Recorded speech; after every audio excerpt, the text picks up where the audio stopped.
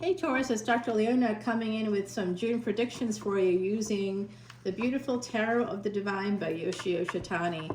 My beautiful Taurians, you are that second house. Venus, your ruling planet, just left a space of exaltation and has moved in the month of June into Aries. Now that is through sidereal Vedic astrology, guys. There's a 24-degree difference between that and tropical, because tropical does not take into account the movements of the planets. You say, no, they do. Yes, they do. But based on what?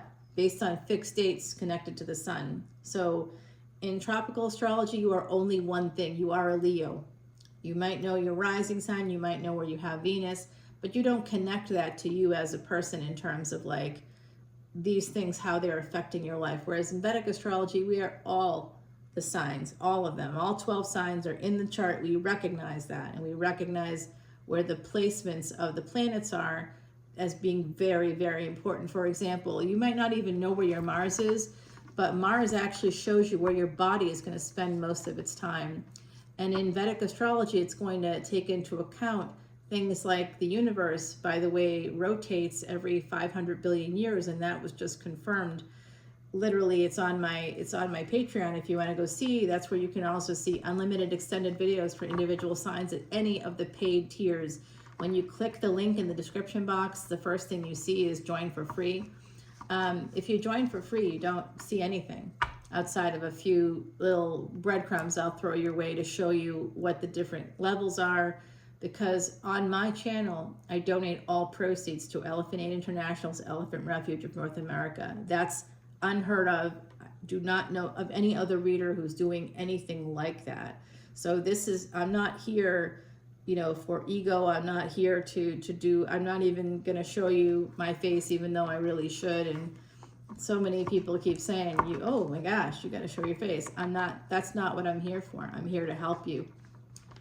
Because I beat cancer from Vedic astrology. That helped me to beat an unbeatable, I get a 2-year prognosis. You know how long ago that was? 25 years ago.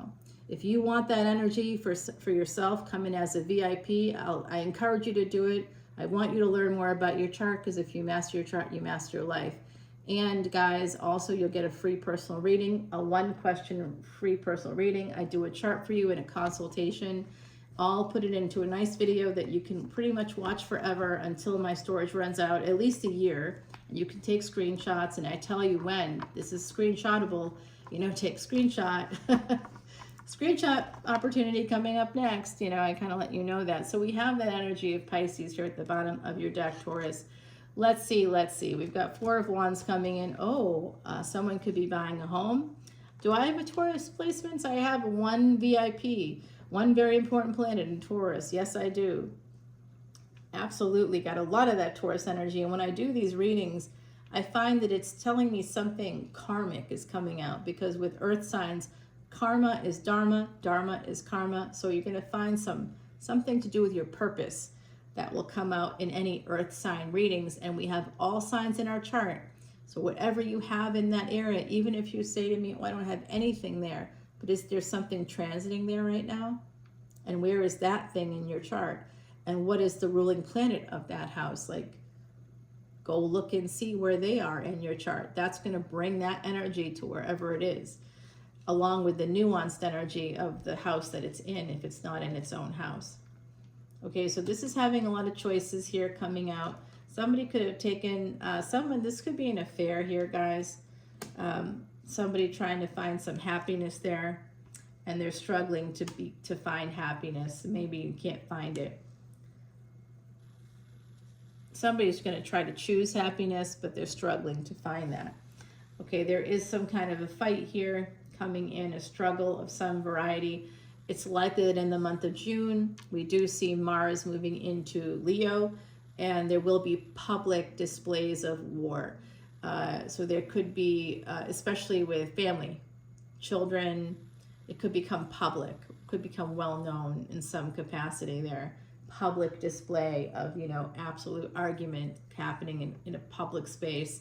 It could be with fathers, it could be with children, adult children, or there could be some, and remember Mars, remember what war really is. War is death. War brings death. War brings endings. So there could be public death as well happening here. So I do see public fighting. I see this Mars in Leo energy coming out. Somebody could be basically outing themselves or trying to out you. Whether or not it's real, I can't say. May not be real, but somebody could accuse you of being their lover. You could publicly they want to take this lover's energy and make it public. We'll see what happens. Okay, the moon here coming out underneath the King of Wands. This a hidden energy. This person, whoever they are for you, this person definitely, if it's you, you have a hidden agenda. Some of you aren't being honest with yourself. You don't even see the full thing that you're there's a lot of subconscious energy here, something you don't see. But I do see sun and the moon, somebody thinking of you day and night, night and day, or you think of each other. There is a person here, okay? And this is an energy of your choices leading to betrayal, leading to endings. That's what you don't see. That's what you're afraid of. So you slow things down, or they're slowing things down when it comes to love. Ace of Cups here, guys. When it comes to love, someone's slowing things down.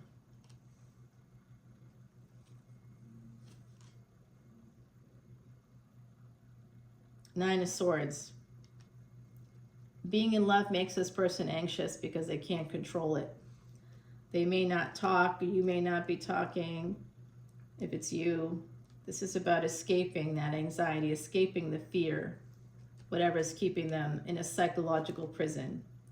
And they're going to take action towards you. Mars in Leo is, like I said, taking public action, making something public.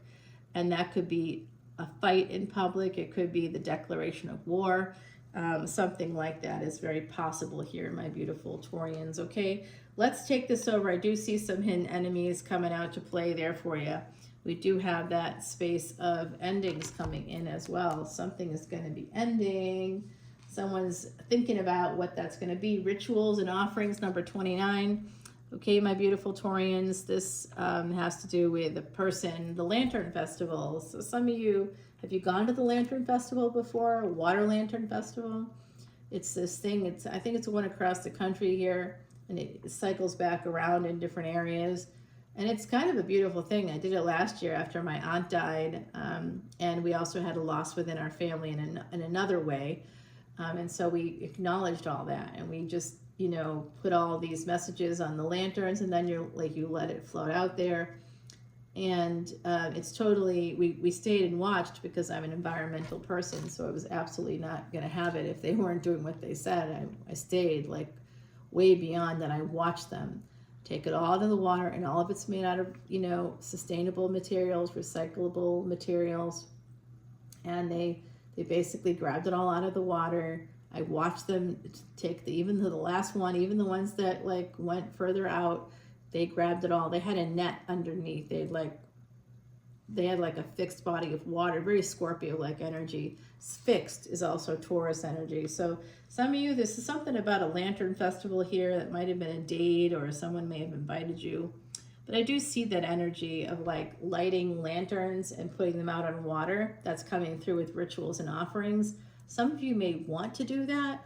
You might meet somebody at that. If it's not that physical thing of doing it, you may want to just like go to a bridge. Like in New Orleans, we've got the Crescent City Connection or something like that. I forget. It used to be called the Mississippi Bridge. Okay, that's what it was over the Mississippi River. Now they've Crescent Connection, or I don't know. They're rebranding. So we're going to go over to the extended, guys. I'll see you there. All that info is below. Bye now.